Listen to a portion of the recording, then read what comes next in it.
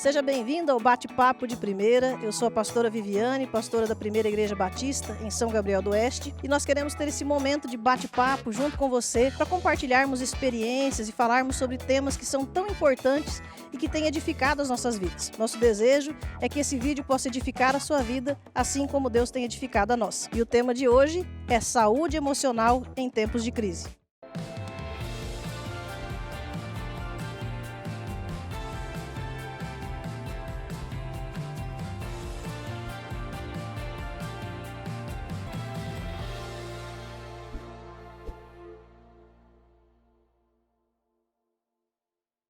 E para esse bate-papo de hoje, eu convidei a doutora Maiara.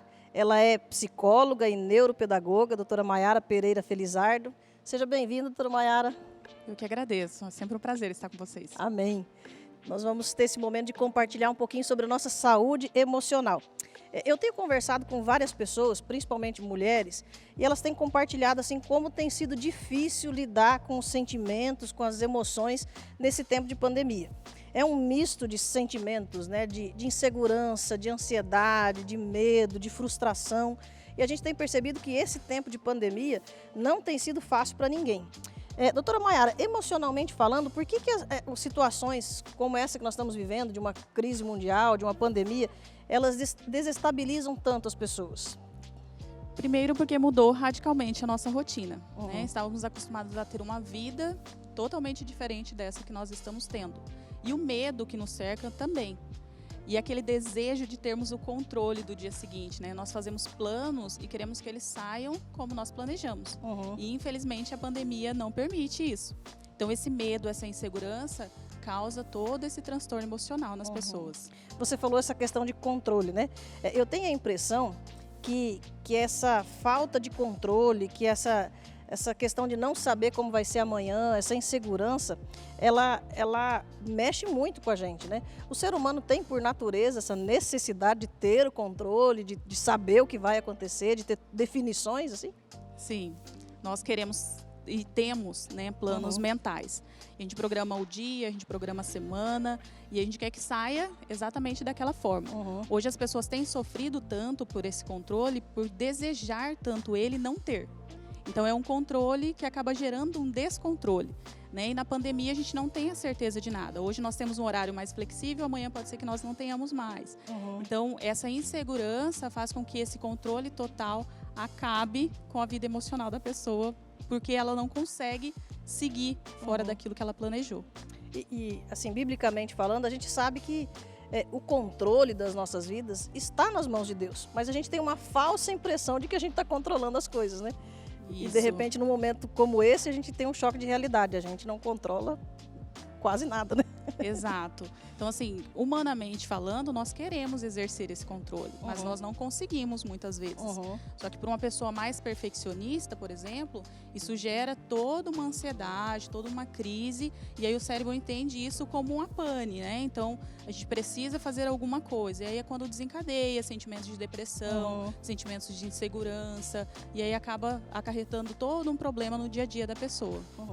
E eu tenho conversado com algumas pessoas que compartilham assim, que já tinham vencido depressão, síndrome do pânico, crise de ansiedade, e que agora, nesse período de pandemia, nesse período de isolamento, né, onde as pessoas estão mais em casa, elas voltaram a ter sintomas de doenças emocionais que já tinham vencido. Tem uma explicação para isso? Na verdade, sim, há relatos de que isso tem aumentado na pandemia.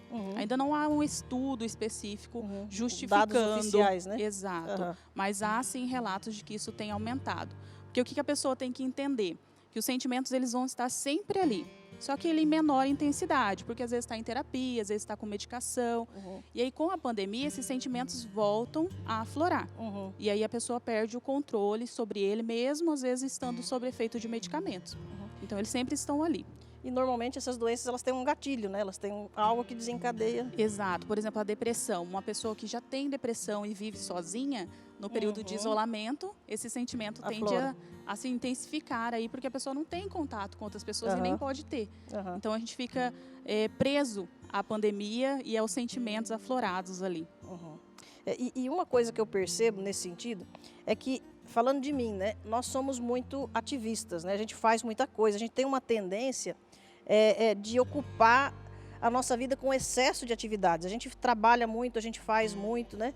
E uma das coisas que a gente sempre reclamou é que não tinha tempo para nada, né? E de repente Deus veio, parou tudo, né? Falou, pera lá, vamos voltar, vamos segurar, né? E nesse parar, eu tenho a impressão assim, que quando a gente está muito ocupado, a gente tem uma tendência a não olhar tanto para dentro da gente, né? Então, às vezes eu até tenho alguns sentimentos, eu tenho algumas coisas que não estão bem dentro de mim, mas ao invés de encarar, eu fujo ocupando o meu tempo, né? Trabalhando, tem gente que trabalha muito mais do que deveria, né? Fica tentando ocupar o tempo com atividades. Quando Deus nos para, a gente vai olhar mais para dentro da gente e talvez aqueles sentimentos que eu estava tentando ignorar nesse tempo todo, eles acabam ficando mais aflorados, mais visíveis, né? Talvez não seja um sentimento novo. Eu percebo que talvez algumas pessoas já tinham alguns sentimentos, mas a gente não parava para olhar para dentro de nós mesmos. Então, esse tempo de isolamento, por exemplo, comigo, ele me levou a olhar mais para dentro de mim, a ter mais tempo comigo mesmo, né? Mais tempo sozinha e olhar o que estava acontecendo, avaliar quais são os meus sentimentos, as minhas atitudes, né? As minhas emoções. Você percebe isso também, essa tendência que o ser humano tem de fugir dos seus sentimentos, de fugir daquilo que causa alguma dor, algum mal-estar emocional? As pessoas têm essa tendência ou era só eu que fazia isso? Sim, o ser humano tem essa tendência a deixar o emocional, o mental para depois. Então a gente sempre acha que vai se resolver sozinho, a gente sempre acha que vai passar. E aí agora com a pandemia, a gente começou a olhar diferente para tudo isso. E aí como nós não permitimos esse sentimento, porque ocupamos o nosso dia a dia, eles estão mais intensificados agora. Então a dificuldade de lidar com eles é porque a gente não permitia sentir antes. Então, vai aparecer problemas no casamento que você adiou antes. Vai aparecer problemas com o filho que a gente também adiou antes. E agora a gente não consegue lidar exatamente porque não sentiu e não deu tempo para tentar resolvê-los. É bem comum, sim. E qual seria a melhor maneira de lidar com os sentimentos de forma saudável, né, de forma equilibrada? Durante a pandemia, por exemplo, o ideal é a gente evitar tantas informações. Mas o nosso dia a dia, principalmente ter uma rotina tranquila, ter um tempo para você, tirar um tempo para fazer coisas que você gosta e que te acalmam, é muito importante. Ter com quem contar, seja um pastor, seja um amigo, alguém da família que vai te ouvir sem julgamentos. Então é ter um tempo para você e organizar esse tempo é muito importante para uma saúde mental adequada, vamos dizer assim. E você tem um conselho, uma palavra que você gostaria de compartilhar com as pessoas que estão nos assistindo agora? Primeiramente, as pessoas às vezes se sentem sozinhas, se sentem tristes, e aí durante a pandemia isso tende a se intensificar. Às vezes a gente sente o pior ser humano da face da Terra, mas humanamente falando, não há uma vida perfeita. Todos nós passamos por problemas, todos nós passamos por dificuldades, mas você precisa contar com alguém, você precisa ter o apoio de alguém, seja um amigo, um familiar ou até um psicólogo em casos mais graves, quando a pessoa não consegue resolver sozinha. Então, o ideal é não se calar, não ficar fechado dentro da sua casa, sofrendo, sem que ninguém saiba, sem saber o que fazer. Esse é o ideal para uma vida aí, vamos dizer. Pedir socorro, né? Exato. Nem que seja por telefone. Exato, um vídeo chamada, eu costumo dizer isso para os pacientes. Faça videochamadas, faça uma ligação, mande um WhatsApp, uma mensagem, que alguém vai poder te ajudar, né? Às vezes a gente fica guardando aquilo e não consegue e acaba desenvolvendo pensamentos negativos, ideações suicidas, né? Que a gente vem vendo bastante agora. E parece que essa questão de compartilhar com alguém, às vezes a gente está tão sufocado com o sentimento e conta para alguém da nossa confiança, né? Compartilha com alguém que pode nos ouvir, que nos ouve sem crítica. E parece que mesmo sem a pessoa nos dar a solução, mesmo sem resolver o problema, parece que já aliviou um fardo, né? Só pelo fato de falar, né? Só de falar. É terapêutico, né? Então a gente vai falando e aquilo vai saindo mesmo, aquele peso, tudo, e a gente consegue chegar a uma resolução, talvez, daquele problema. A pessoa consegue nos dar uma luz ali para resolver aquilo. E a Bíblia, ela tem vários textos que falam sobre a importância da saúde emocional, né, da saúde do corpo, da alma, do espírito. E a saúde emocional, ela é algo muito importante, né? quando a gente fala de sentimentos, quando a gente fala do coração, né? A gente está falando de saúde emocional. E nós, como igreja, levamos isso muito a sério. Tanto que nós temos vários ministérios, né, que trabalham com a saúde integral, com a saúde da alma, com a saúde do espírito, porque nós entendemos que Deus quer curar também as nossas emoções. Não só uma vida espiritual saudável, não só um corpo saudável, mas emoções saudáveis, né? Deus pode nos ajudar, nos curar de traumas, né? Nós sempre que necessário, pedimos ajuda de psicólogos, de pessoas que possam nos dar esse apoio ministerial, mas nós sabemos que Deus se preocupa com as nossas emoções, que Deus quer curar também o nosso coração. E lá no Salmo 42, versículo 11, é muito interessante, o salmista está num momento de crise, e ele está conversando com a própria alma. Eu acho interessante, sabe aquele momento que a gente fica falando, o que está acontecendo comigo mesmo, né? O que eu estou sentindo? E diz assim, Salmo 42, versículo 11, por que você está assim tão triste, ó minha alma? Por que está assim tão perturbado dentro de mim? Põe a sua esperança em Deus, pois ainda o louvarei. Ele é o meu Salvador e o meu Deus. Eu acho esse texto fantástico, porque eu vejo o salmista se questionando o que está acontecendo comigo. E ele está conversando com a alma dele, né? O que está acontecendo com a minha alma? O que está acontecendo que está tão perturbado dentro de mim? E ao mesmo tempo que ele se questiona do porquê estar com a alma perturbada, ele já dá a resposta para ele mesmo, né? Quando a gente tenta se convencer da solução, né? E ele diz, põe a sua esperança em Deus, pois ainda o louvarei. Ele é o meu Salvador e o meu Deus. E eu queria te dizer isso também, se você está com a sua alma agitada, se você está ansioso, se essa insegurança da pandemia tem perturbado você, lembre-se que o Senhor é a sua esperança, Deus está no controle de todas as coisas e você pode louvá-lo, você pode continuar confiando, Ele está cuidando de você, mas assim como a doutora Maiara falou, que nós precisamos compartilhar com pessoas, você também pode compartilhar os seus sentimentos, os seus pensamentos com Deus. O Senhor Jesus nos deu livre acesso ao Pai, então nós temos essa liberdade de chegar diante de Deus e confessar tanto as nossas dores, os nossos sentimentos, as nossas frustrações.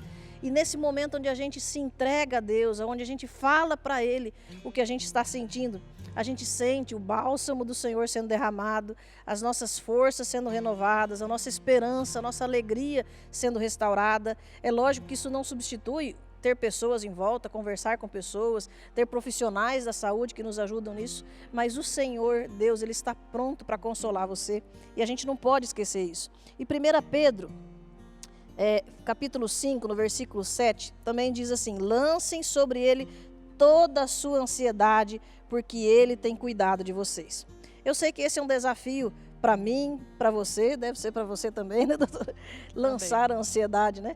Nós sabemos o caminho, mas precisamos aprender a lançar essa ansiedade no Senhor.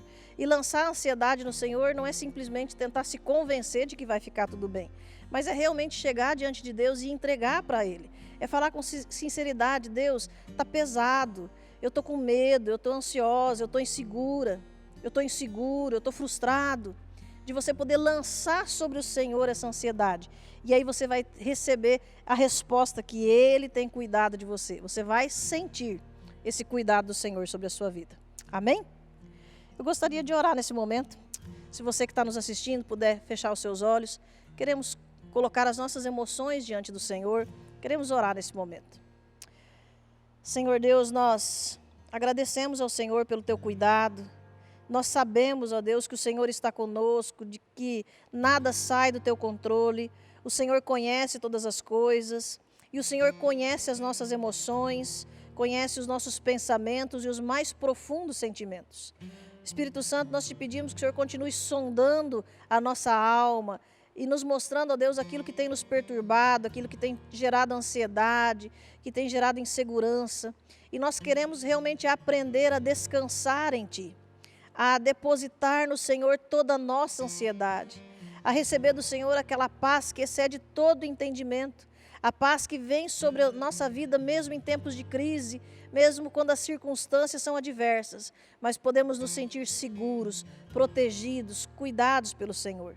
Deus, nós colocamos todos os sentimentos e emoções diante do Senhor, pedimos, ó Deus, que o Senhor nos ajude, nos ensine a lidar com as nossas fraquezas, ó Deus, com os nossos medos, com as nossas inseguranças. E eu peço ao Senhor a cura do Senhor sobre as emoções de todas as pessoas que estão nos assistindo. Ó Deus, pessoas que talvez estão ansiosas, depressivas, ó Deus, com crise de ansiedade, com síndrome do pânico, ó Deus, outras doenças psicossomáticas. Nós colocamos a vida de cada pessoa que nos assiste nesse momento diante do Senhor, pedindo a bênção do Senhor, o cuidado do Senhor.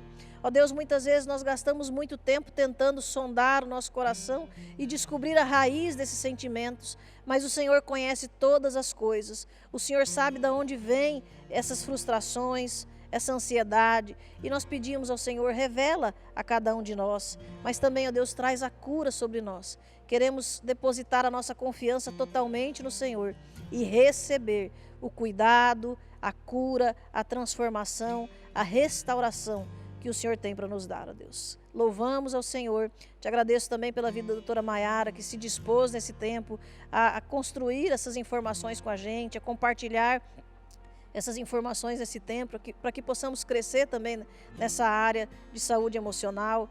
Ó Deus, abençoe a vida dela, a sua família, o seu trabalho. Ó Deus, continua sustentando a tua serva, ó Deus. É o que nós oramos, agradecidos em nome de Jesus. Amém. Amém? Amém. Muito obrigada pela sua presença, por tirar esse tempo para estar aqui com a gente. Foi um prazer. Eu que agradeço. É sempre bom estar aqui, é sempre bom falar sobre saúde emocional. Amém. Espero ter outras oportunidades para a gente conversar também, né? Eu também espero. Espero que não seja em tempo de pandemia, mas que possamos continuar crescendo juntos. Okay. Amém? Muito obrigada. E se você se identificou com esse tema, põe aí nos comentários qual tem sido a sua experiência nessa área, nessas questões da saúde emocional. Nós queremos crescer com essa troca de experiência. E se você foi edificado, foi abençoado com esse vídeo, curte, compartilha, marca outros amigos, para que outras pessoas também possam ser abençoadas. Amém? Se Deus quiser, em breve nos encontramos de novo em mais um bate-papo de primeira.